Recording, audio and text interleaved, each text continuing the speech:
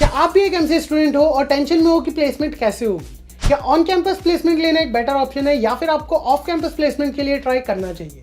कौन सी है वो टिप्स जो आपको फॉलो करनी चाहिए एमसीए के बाद प्लेसमेंट के लिए?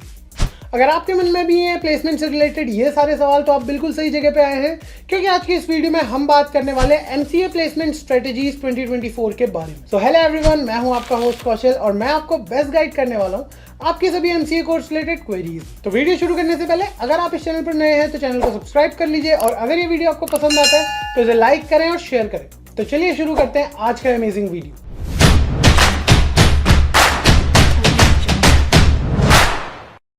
To get free career counseling, check the link in description box and pin the comment below.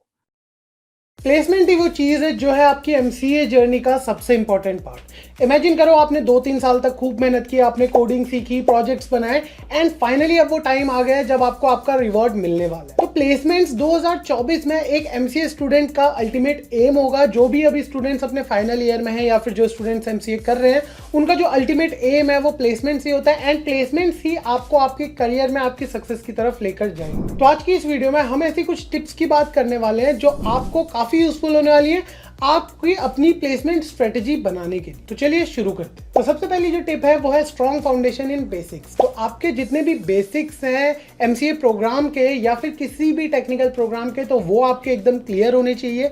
Basic से मतलब है कि अगर आप एमसीए करिए, आपने आपकी जो प्रोग्रामिंग लैंग्वेजेस हैं जैसे कि सी प्लस प्लस, जावा, पाइथन, ये आपकी सारी बेसिक प्रोग्रामिंग लैंग्वेजेस हैं एंड ये आपको अच्छे से आनी चाहिए। आपको आना चाहिए कि कैसे आपको इन्हें इंप्लीमेंट करना है, क्योंकि इनसे रिलेटेड क्वेश्चंस आपको आपके टेक्निकल इंटरव्यू में देखने को मिलेंगे एंड आप इनकी प्रैक्टिस कर सकते हैं अलग अलग वेबसाइट्स में जाके, जैसे कि लीड कोड, हैकर रैंक, इनके थ्रू आप इनकी प्रैक्टिस कर सकते हैं। बट आपका जो बेसिक है वो स्ट्रांग होना चाहिए, ये हमारी पहली टिप। और हाँ, प्रोग्रामिंग लैंग्वेजेस के साथ साथ डेटा स्ट्रक्चर्स एंड एल्गोरिदम्स, ये भी एक ऐसा टॉपिक है या फिर ऐसा सब्जेक्ट है जिसकी आपको अच्छी नॉलेज होनी चाहिए, क्योंकि आपके टेक्निकल इंटरव्यू में आपको इससे रिलेटेड क्वेश्चंस जरूर देखने को मिलेंगे। दूसरी जो टिप है वो है स्पेशलाइज इन ट्रेंडिंग टेक्नोलॉजीज।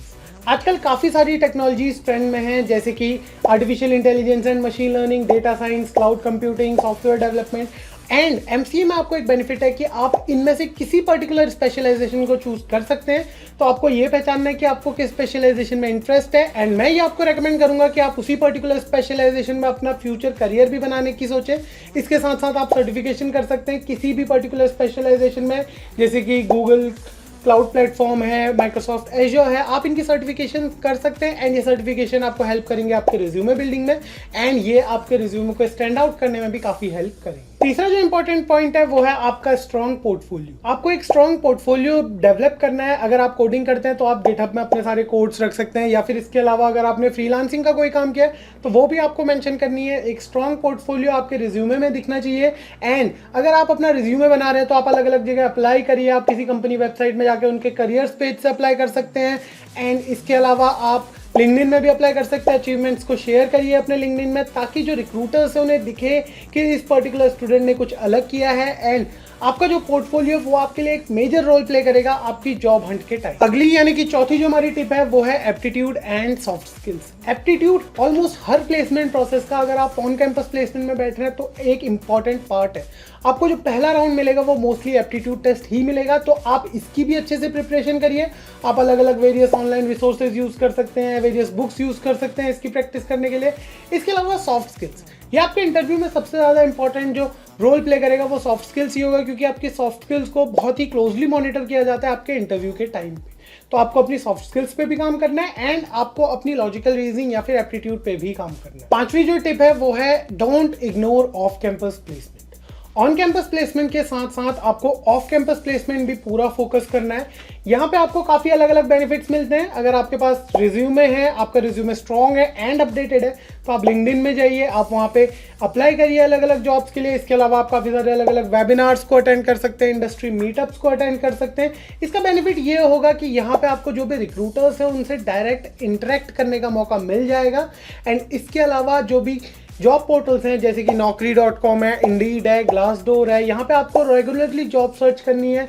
आपको अपडेटेड रहना है कि कौन सी नई जॉब्स आउट हो रही हैं एंड फाइनली आप अगर किसी पर्टिकुलर कंपनी में इंटरेस्टेड हैं तो आप उनकी वेबसाइट में जाकर करियर्स पेज को चेक करिए एंड चेक करिए कब आपसे रिलेटेड कोई जॉब रोल आउट हो रहा है एंड अप्लाई करना मत भूलिए। नेक्स्ट जो टिप है वो है mock interviews and group discussions. Mock interviews and group discussions आपको इंटरव्यू रेडी बनाते हैं। ये एक अच्छा तरीका है अपने आप को अच्छे से प्रिपेयर करने का। किसी भी इंटरव्यू से पहले अगर आप ग्रुप डिस्कशन में जाएंगे तो मैं आपको ये सजेस्ट करूंगा कि आप वहाँ पे ओपनली एक्सप्रेस करें अपने पॉइंट्स को। एंड मॉक इंटरव्यू से रिलेटेड मॉक इंटरव्यूज में आप जाने, आप अपने आंसर्स को आर्टिकुलेट करें, चेंज करें, थोड़ा सा वेरिएशन लाएं उनमें एंड आप उसके बाद फीडबैक लें कि कौन से आपके वीक पॉइंट्स हैं या फिर कहाँ पे आपको और ज़्यादा मेहनत करने की ज़रूरत है।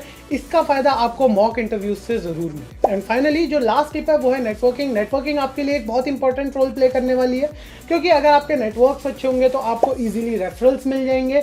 नेटवर्किंग अच्छी करने के लिए आप लिंक्डइन में जाइए, आप अपने एलुमिनाइज को फॉलो कर सकते हैं। आप देख सकते हैं कि लिंक्डइन में काफ़ी सारे ऐसे इन्फ्लुएंसर्स हैं जिनको आप फॉलो करके काफ़ी सारी ऐसी टिप्स ले सकते हैं जो आपकी जॉब हंट में काफ़ी ज़्यादा मदद करेंगी।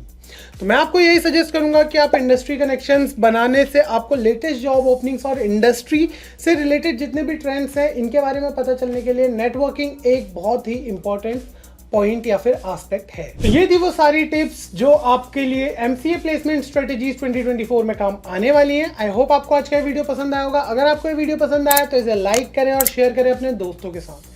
अगर आपके मन में एमसीए कोर्स से रिलेटेड कोई भी डाउट है तो प्लीज़ हमें हमारे कमेंट सेक्शन में बताइए। तो thank you so much for being here today. मिलते हैं आपसे अगली वीडियो में, तब तक के लिए stay tuned to MCA fundas by Sunstone.